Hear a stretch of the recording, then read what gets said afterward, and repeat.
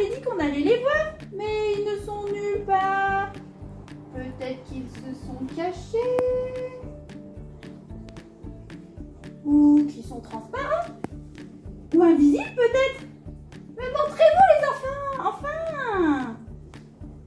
C'est normal, Bidule, que tu ne les vois pas, les enfants. Car ils sont devant leur télé, leur ordi ou leur tablette. Mais tu sais, eux, ils te voient. Moi aussi, j'aurais bien aimé les voir, les enfants. Mais c'est pas possible à cause de ce vilain virus. Tu sais, ça me fait penser à notre Seigneur Jésus qui est au ciel. De là-haut, lui, il nous voit, mais nous, on ne le voit pas. D'ailleurs, on va voir aujourd'hui une nouvelle parabole. Est-ce que tu sais ce que c'est qu'une parabole? Je crois que Raphaël en a parlé la semaine dernière, mais je ne me souviens pas trop. Une parabole est une petite histoire tirée de la vie quotidienne des gens, surtout des gens qui vivaient à l'époque de Jésus. La parabole, comme elle est simple, parle à tout le monde, les petits comme les grands. Jésus s'en sert dans la Bible pour dire et nous faire comprendre des choses importantes. Bidule, je vais te montrer deux matériaux.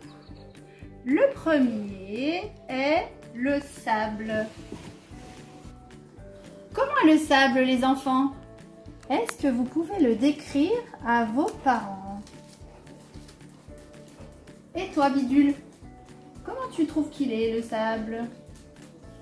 Le sable, il est mou. Regarde, je m'enfonce. Et puis, il s'effrite, il bouge. La dernière fois que j'avais fait un château de sable à la plage cet été, une vague avait tout détruit et j'étais trop triste. Oui, c'est exactement ça, Bidule. Maintenant, que pensez-vous de ce gros caillou, les enfants? Et toi, Bidule? Oh, oh, oh, oh, oh. Oh, il est dur et stable. Attends, je vais voir s'il est solide. Aïe! Oh, oh! Je ne peux pas le casser. Très bien, Bidule. Je vais vous raconter une parabole. Deux hommes ont décidé de construire une maison. Ils sont donc partis à la recherche de l'endroit idéal. Le premier homme était très sage.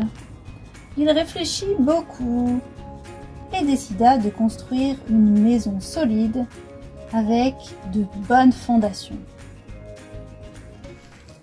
Il chercha longtemps le bon endroit et il vit ce rocher qui avait l'air très solide.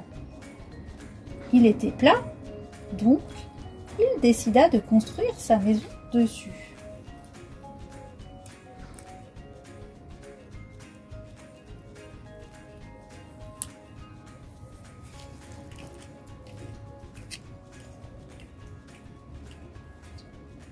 Une fois la maison terminée, l'homme sage contempla son travail et fut très satisfait du résultat. Il emménagea dans sa maison et y vécut très paisiblement.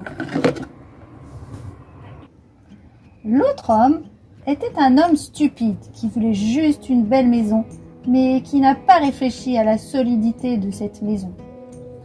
Il trouva un superbe emplacement avec une superbe vue. Mais il ne fit pas attention qu'il allait construire sa maison sur du sable.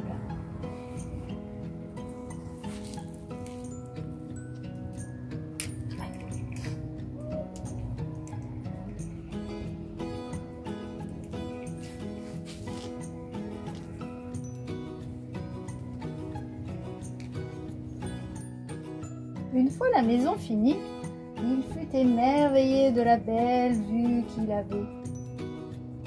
Et il emménagea.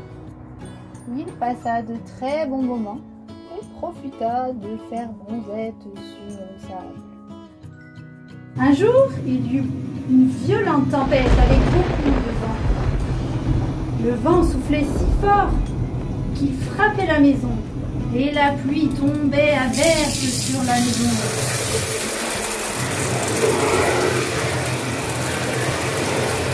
Mais la maison résista car elle était construite sur un rocher. La maison construite sur le sable s'écroula. Jésus dit que celui qui entend les paroles qu'il dit et ne les met pas en pratique, c'est-à-dire qui ne fait pas ce que Dieu dit, est comme l'homme stupide qui a construit sa maison sur le sable. Par contre, celui qui entend les paroles de Jésus et les met en pratique est comme l'homme sage qui a construit sa maison sur le roc. À travers de cette histoire, Jésus veut nous faire comprendre un message important. Dans la construction d'une maison, les fondations, c'est-à-dire le socle, la base, ce sur quoi la maison va être construite, sont très importantes, car elles vont porter tout le poids de la maison. C'est donc l'élément essentiel de la stabilité. Sinon, les murs se fissurent et la maison s'écroule. Le roc représente Jésus, Jésus sur qui on doit bâtir notre vie. Il est très important de mettre Jésus au centre de notre vie pour qu'il soit le seul fondement solide, notre soutien et notre force. En tant que chrétien, on doit s'appuyer sur Jésus, lui faire confiance, l'écouter en lisant notre Bible et faire ce qu'il nous demande. C'est aussi savoir être joyeux, ne pas se mettre en colère, éviter de se disputer avec ses frères et sœurs, savoir dire merci de ce que j'ai, aider ses parents et les écouter. Cela ne veut pas dire que tout sera facile.